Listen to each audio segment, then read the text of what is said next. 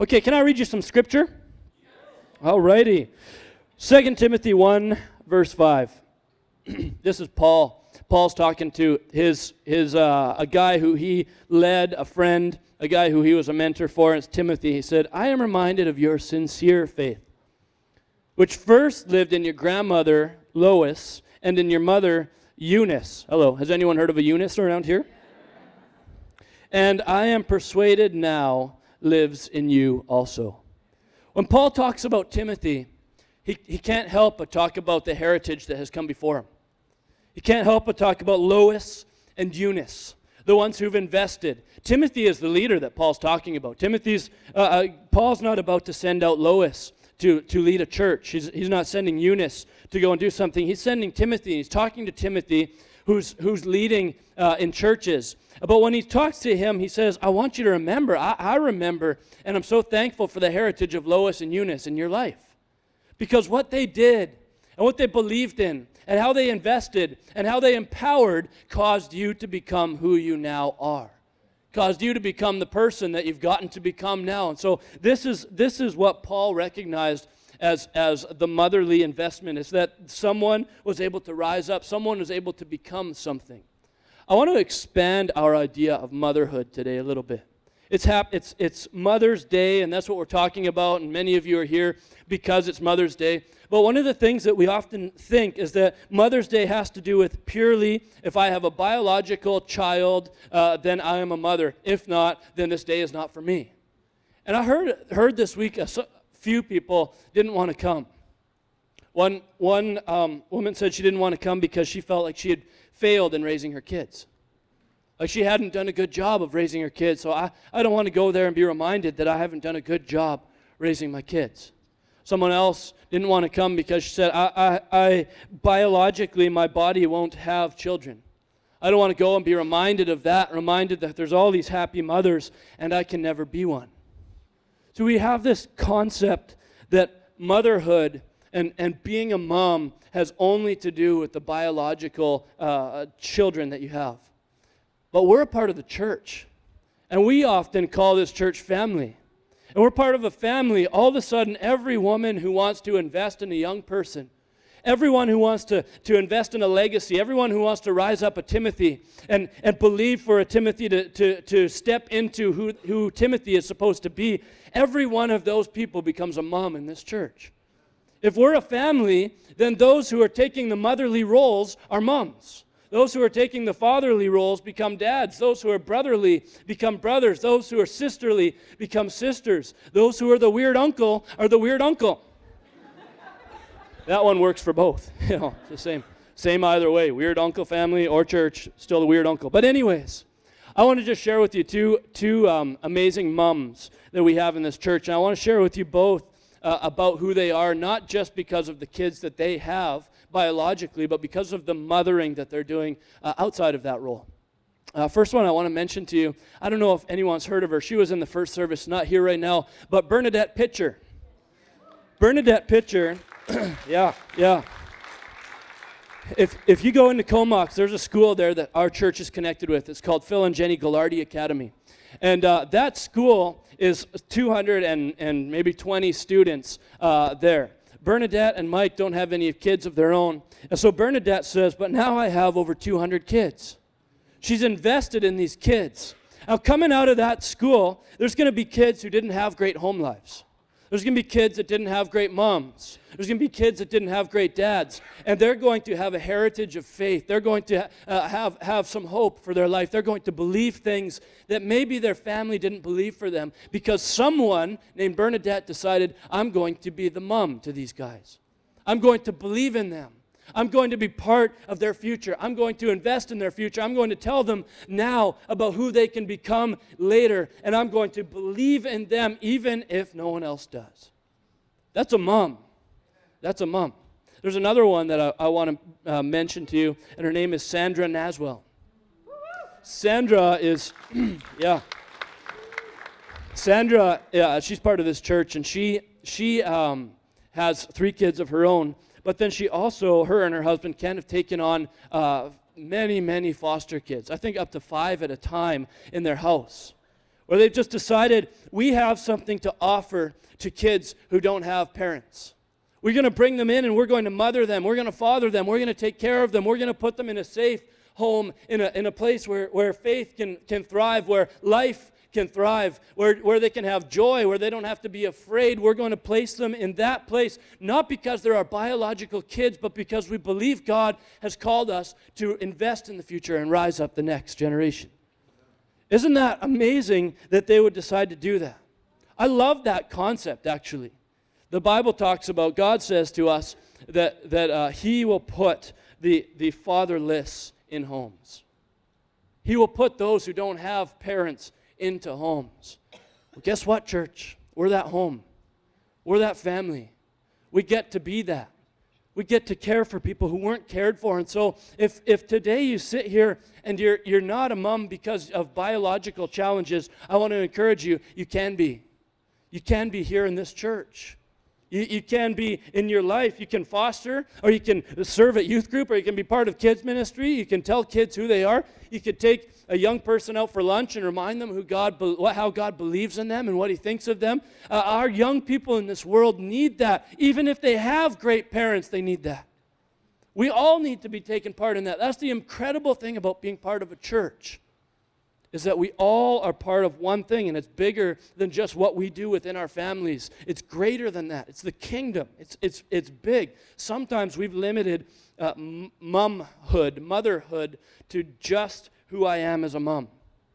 But I want to expand it to say, who are we raising up? Sometimes we've made motherhood more about being a mom than about raising kids.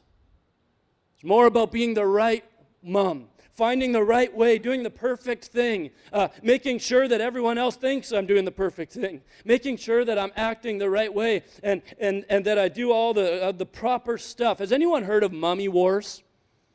No? I'm surprised no one's heard of mommy wars. I'm thankful. No one here spends much time on social media because they read their Bible most of the time. Is that it?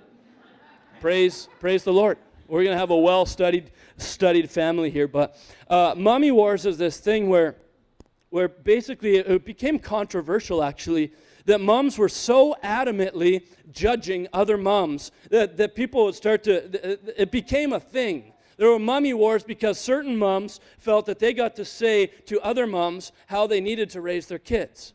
It's incredible what happens when you become a mom, actually, or when you become parents at all. It opens you up to a world of beautiful criticism.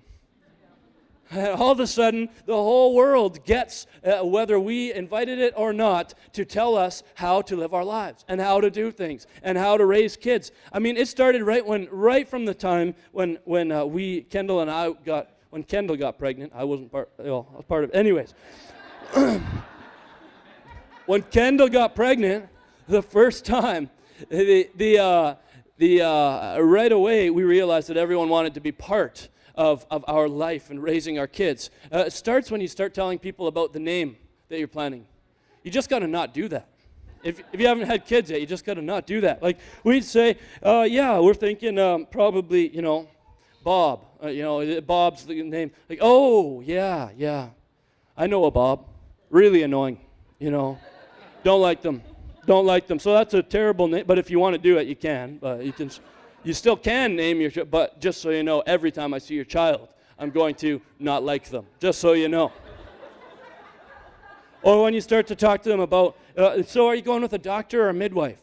Oh, yeah, we're going with a doctor, our family. Oh, yeah, so you don't really want care, You don't want a human experience, you want to be a laboratory. You just want to be a science experiment for a doctor. What? No, we're just going for a doctor because it's our family doctor. Or the flip side, we're going with a midwife. People say, "Oh, really? So you don't want an expert?" You can't win either way. Like, hey, what do you eat? What are you eating when you're going? I remember this. I never even knew you couldn't eat certain foods when you're pregnant. Like I'd show up and I'd be like, "Here, Kendall, here's a Costco hot dog with some blue cheese all over it and whatever." But people looking like, "What are you doing? You can't eat that." And then the baby actually comes, right? I remember how many people would come to our house and tell us the story of the birth. And I was always like, "No. It happened once, and that was enough. Let's talk about the baby, not the birth, please. But they want to talk about it, and it's usually not because they're interested. It's usually so they can criticize how it happened. Tell us about the birth. What happened? Did you go into labor naturally? Oh, no, we were actually induced. Yeah, I guess that's all right. But anyways, so what'd you do? Did you have a room full of essential oils, or did you use drugs?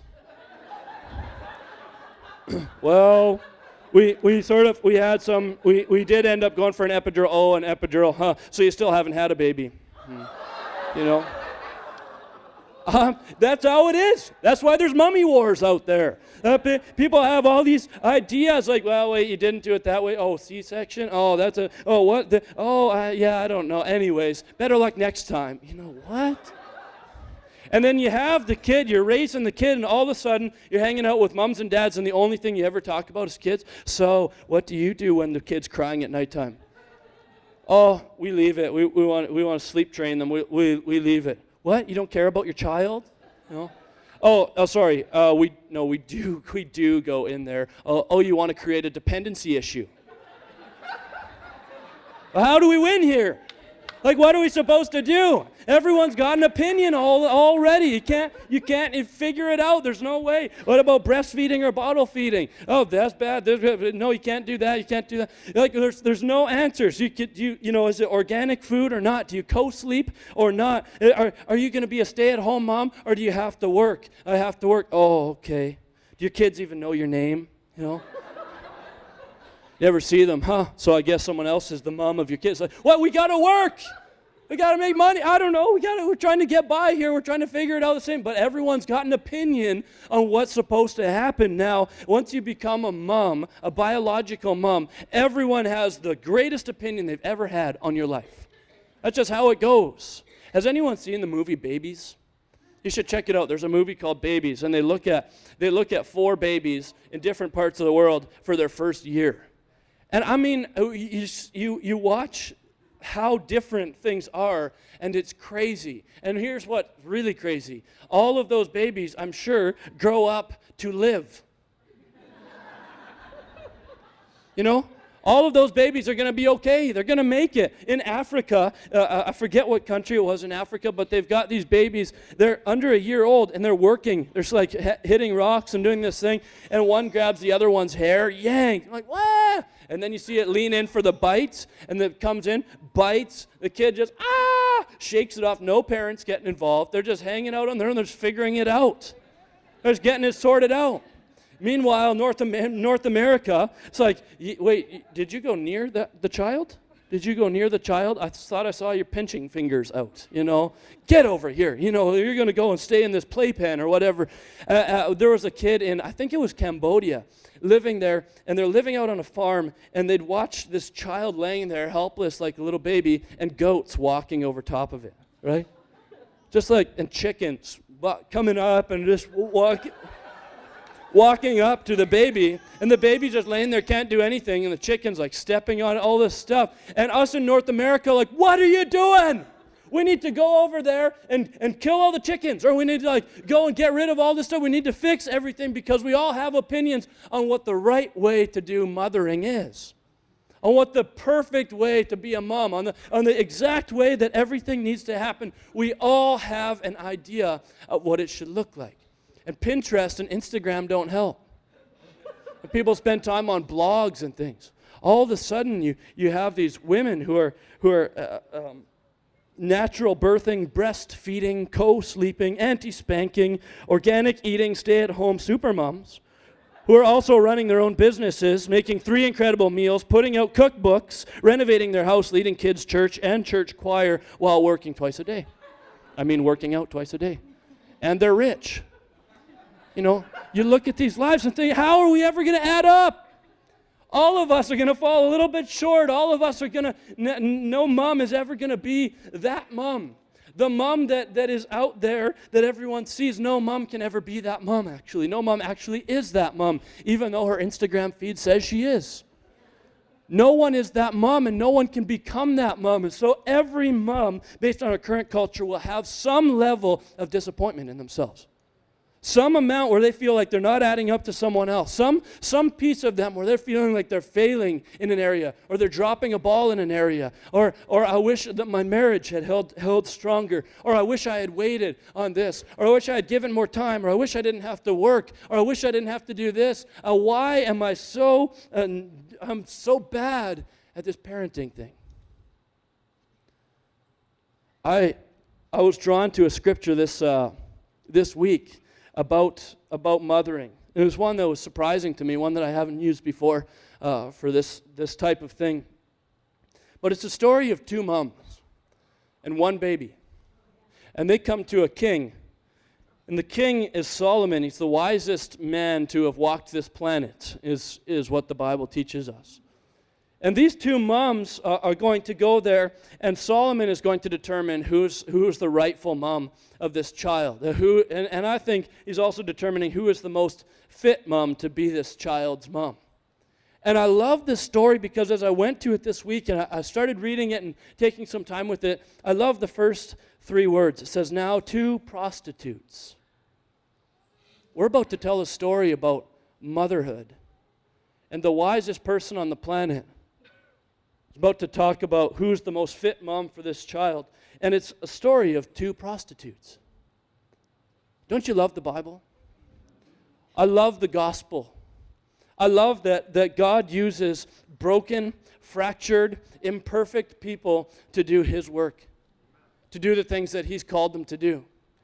And so when we're thinking about mommyhood and what's the best thing and how can we figure out how to be the most perfect and incredible mom, here we have a story that we're going to find out who gets the child, which mom gets the child, and it's a story of two prostitutes. They're living in a house together. Like right away in North American culture, we say, whoa, get those kids out of that house. Get them away from that mom. That's not a safe spot. That's not the good spot to be. And God doesn't see it that way. He writes this into Solomon's story. He makes this a historical story that actually rose Solomon to where he was supposed to be. He said, I want you to work with these people, and I want you to get the child into the hands that it should be in, and it's the prostitute's hands. God's got us. If you feel like you failed, you're not good as a mom, you're not capable, you're not doing the right stuff, I want you to see that God says that even prostitutes living in terrible situations can invest in and mother the coming generation. Now, two prostitutes came to the king and stood before him. One of them said, "Pardon me, my lord. This woman and I live in the same house, and I had a baby while she was there with me. The third day after my child was born, this woman also had a baby. We were alone. There was no one in the house but the two of us. During the night, this woman's son died because she lay on him. So she got up in the middle of the night and took my son from my side while I, your servant, was asleep. She put him by her breast and put her dead son by my breast. The next morning, I got up to nurse my son, and he was dead. But when I looked at him closely in the morning light, I saw that it wasn't the son I had born." Again, this situation is messy. Even the mom who's looking the best at this point just got her child scooped out from under her last night, a couple nights ago, you know? This isn't like these aren't the two top parents, like the two people who've got the most hits on their Instagram feed about parenting. These aren't the two best. These are two people who are living messy lives, confused lives, broken lives, where one has just neglectfully killed her child and maybe kidnapped another, and one's just had her child kidnapped. These aren't your poster moms. And yet God writes, this is in our Bible. We see this story. So I mean, if God was going to write this story again, he could have used other people. He could have used the best child. Hey, this person's child accidentally died, and now they're trying to take mine. What should we do? But these are prostitutes living in a house together, and there's like kidnapping going on. There's killing going on. Like it's just crazy. And God puts it in here. The other woman said, "No, the living one is my son. The dead one is yours." But the first one insisted, "No, The dead one is yours, the living one is mine. And so they argued before the king. You notice that no one talks about the son here? No one so far has talked about what's best for the kid. They're both talking about themselves. No, he's mine. They're not saying, hey, I can raise this child the best. Here's why, and here's what I can do. No, he's just mine. I want the kid because he's mine. And as a mother's heart gets that. Of course you'd want your kid if it was your kid. But both of them, they can't see past that they are the rightful mom. They don't want to have a dead kid and have people look at them and say, you didn't take care of your child. You've been a bad mother. They don't want that. They want this kid. They want this kid to live life with. They want to feel good about what they can invest in. They want to feel good about their legacy. They want to feel good about what they can pass off to someone else. They want the living kid, but no one talks about the kid. The king said, this one says, my son is alive and your son is dead, while that one says, no, your son is dead and mine is alive. Then the king said, bring me a sword.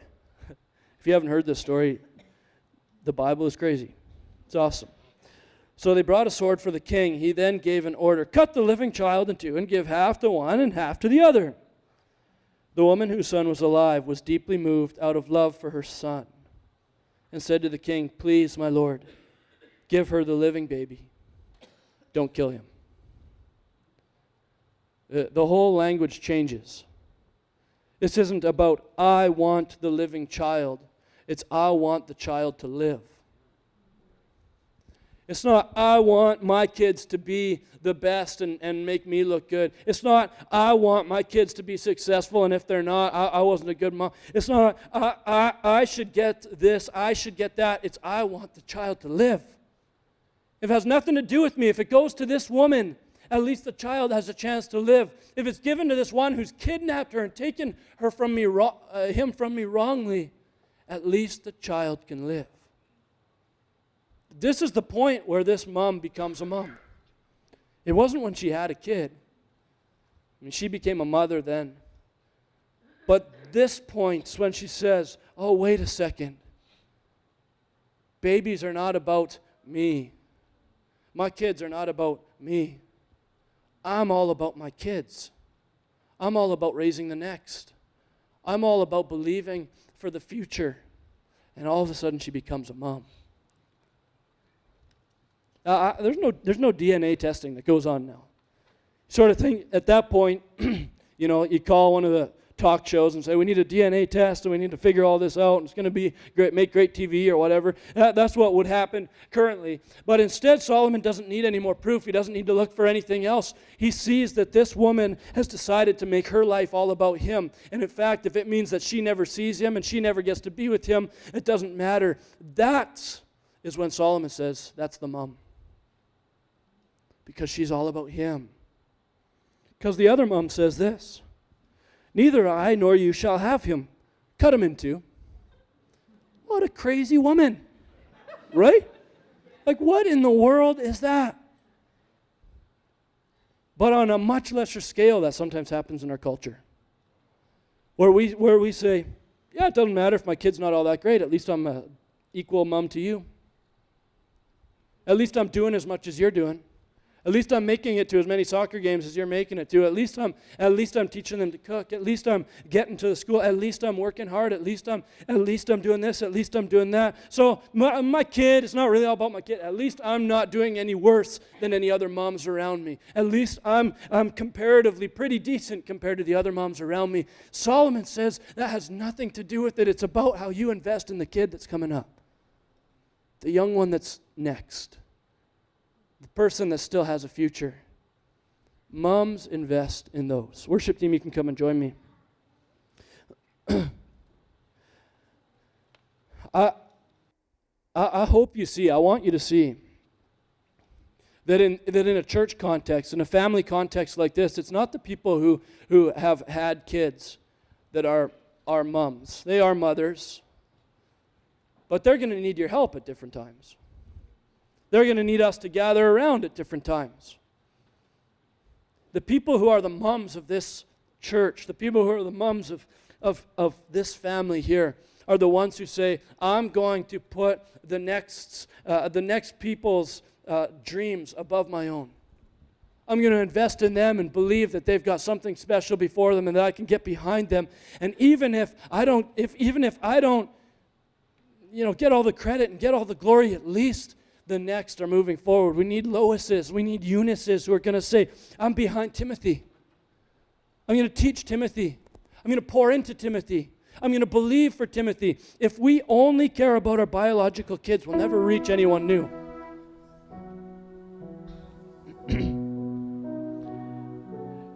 I told you guys I was a coach in basketball at an inner city school in Victoria, and no families would ever come out to these kids' games. They never had any parents there.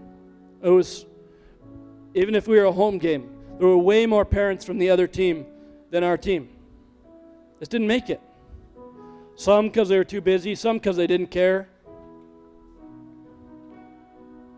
And I always thought, what if those guys had a church? What if they were connected into a church? And I guess I'd want to know what would happen. If all of a sudden kids who had no parents to come to their basketball game showed up at this church, would they find some adopted parents who are going to go to their basketball game or not?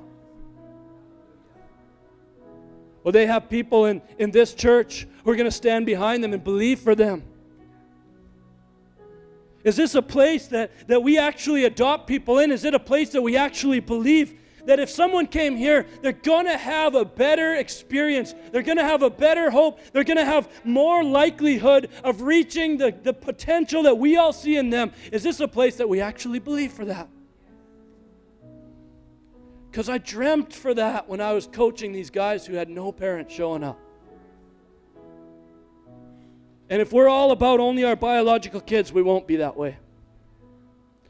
If you aren't able to have kids because of your makeup of your body, and instead of investing yourself into the other people that are around you, you're just saying, I guess I'm just never going to be a mom, you're not doing what God has called you to do. God's got something special for someone through you. I believe it. And when you're a mom, you believe for that. Spiritual, emotional, physical, whatever kind of mom you are, you believe for those who are coming behind. I'm believing that we would be a church that would take on orphans, take on the fatherless, take on those who don't have families and don't have homes, and put them in homes. Put them in families. Why? Because it's not about us anymore. It's about the kid. It's not about I want the kid that's alive. It's just I want the kid to live. If today you're here and you're a woman, and that's your heart, whether you have kids or not, if you're a woman and you're here today and that's your heart, you say, I need to believe for the ones who are coming behind. I'm going to start to believe for them. I'm going to stand behind them. I'm going to expect that if people walk in this door who don't have parents who love them, I'm going to take that on myself. I'm going to walk with them. I'm going to cheer them on. And that's the type of mothering I'm going to do. If that's you and you're a woman and that's what you're saying today, would you just stand up? Because I want to pray for you. The mothers of the church, would you just stand up? Go ahead right now.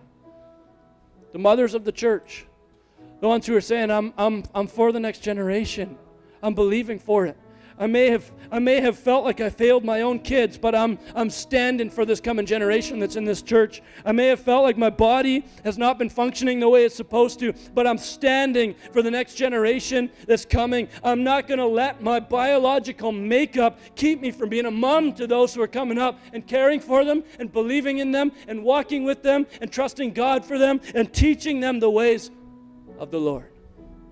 So Lord, I just pray for these people, these women, whether they have biological kids or not, adopted kids or not, I just pray for a heart in them that would love, that would care, that would believe, that would stand with those who don't have parents. I pray, Lord, for a teamwork in this church.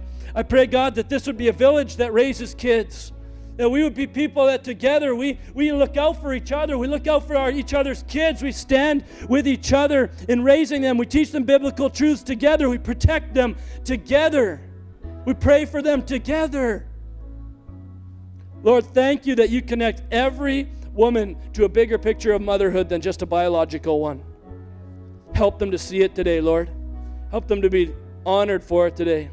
Help them to feel your love for that today, Jesus. In your name I pray. Amen.